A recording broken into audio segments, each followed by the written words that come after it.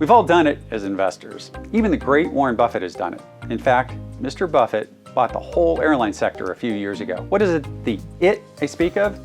The it is buying a stock based on valuation or it being cheap, only to be massively disappointed in the stock returns going forward.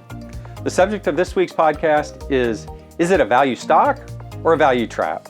I'm Chris Perras with Oak Harvest Financial Group here in Houston, and welcome to our weekly Stock Talk podcast.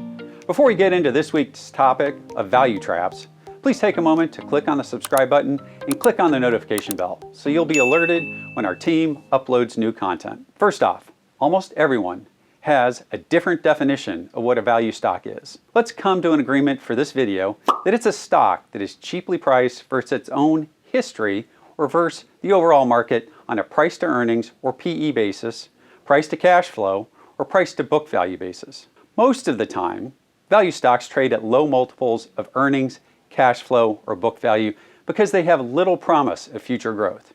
They have little ability to innovate, or they can't control their costs. However, I argue that value traps can occur to companies that appear to be healthy and are growing, even if the company has been successful, having experienced rising revenue, profits, and share price for years. It can fall into a situation where it's a value trap in one's portfolio. There are all sorts of criteria that one can look at to minimize the number of value traps stagnating or hurting your portfolio returns. However, the number one factor that I've found is a company's marginal ROIC. So what does ROIC stand for? It stands for return on invested capital. And what should an investor look for? They should look to see if incremental cash return for a company is going up or down. In other words, is the cash a company is generating being invested in the business helping or hurting marginal or incremental growth and marginal returns? Is it adding to or subtracting from a company's own historical investment returns? In almost every case I've looked at, it's turned out to be that simple. Whether I saw the dynamic before, during, or after it was happening. I'm not going to get into the balance sheet, income statement, and cash flow analysis for this video. No, I'm going to try to keep this lesson as simple as possible. Is it almost as easy as asking yourself, are things getting better or worse? Or are they stable or consistent? I'm going to keep this big picture and qualitative. I'm going to go to reference 3 examples of time periods that produced a mass number of value traps. I want to keep this qualitative. I know some people will argue that these stocks just got overvalued and the market took years to lower their valuation. Or the other way around, it took years for earnings to grow into its valuation. I know some people will argue that these stocks just got overvalued and the market took years to lower their valuation. Or another way around, it took years for earnings to grow into its valuation. I would argue that the market was smarter than that during each of these periods and saw through whatever story the company was telling. Time frame example 1, the internet bubble in Y2K 1998 through 2000. The poster child for a value trap that time period created was Microsoft. I know. You say, Chris, what are you talking about? Microsoft is a behemoth and now has a market cap of over $2 trillion. Well, in the 1980s through around 2010, Microsoft was one thing and one thing only, a desktop PC software company. And if you were around back in the go-go internet build-out years of the late 1990s and the Y2K panic spending tsunami, you would remember this. If you were a computer or networking equipment company and you had it in stock on the shelves, you sold it. Salespeople didn't have to sell. They were merely order takers, fielding a flood of inbound calls.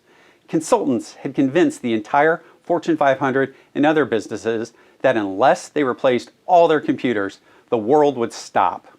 And Microsoft was a huge beneficiary of Y2K fear and the internet build-outs, and their revenue accelerated to over 30% in both 1999 and the year 2000. However, it turned out that the world didn't collapse, and every computer didn't stop and crash on January 1st, 2000. In fact, companies mostly pulled forward years of hardware and software purchases.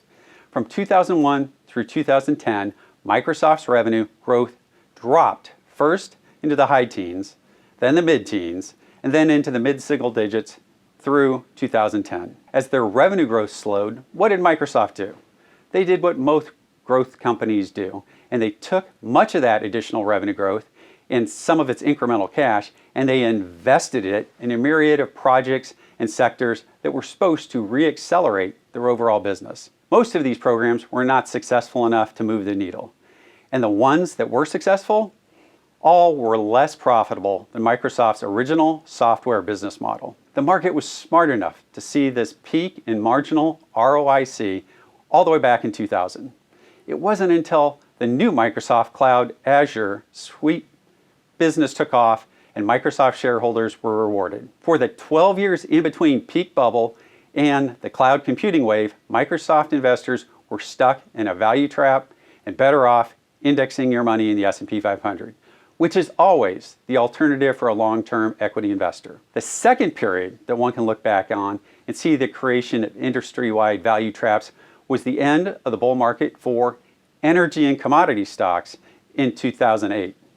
Recall that commodities had a 7 or 8 year bull run as China built out infrastructure into June 2008 Summer Olympics. On the back of that furious demand from 2005 on, almost every energy and commodity company announced massive multi-year CapEx spending programs. These weren't easy and fast shovel-ready projects.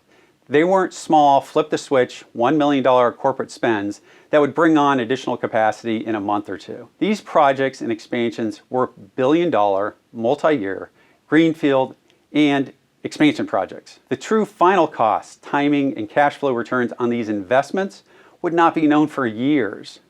In investors and in the market's mind, this is cash out with zero reliability, accuracy, or precision in estimating future cash investment returns. There's almost no large public investor that I know of that are willing or able to take on this unknown investment return. So what do? They sell the stock and they invest elsewhere until the return on those investments are closer or more clear. They do that, or they index that part of the money. Here's a chart of Chevron, arguably the best run of the larger integrated oil companies.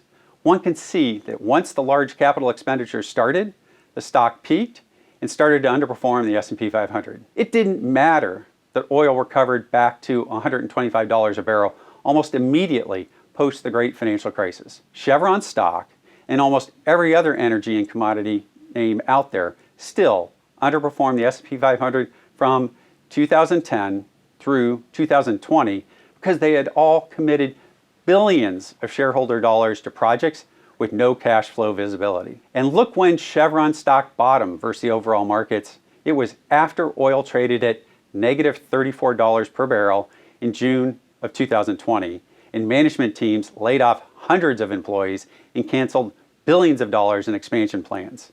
That was the pivot in the entire industry's marginal return on cash and investment. Which brings me to today, the third example.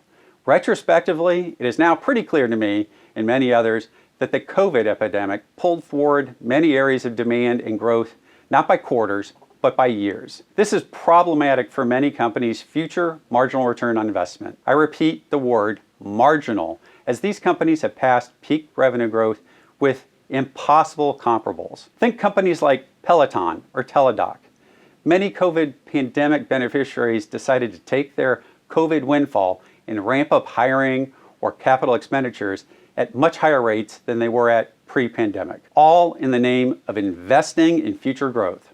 Of course, this aggressive spending strategy creates the likelihood of creating a value trap even more quickly as the company is ramping expenses just as revenue growth is slowing. Recent areas and sectors that have seen this dynamic play out in the last 12 months include online gaming and media streaming.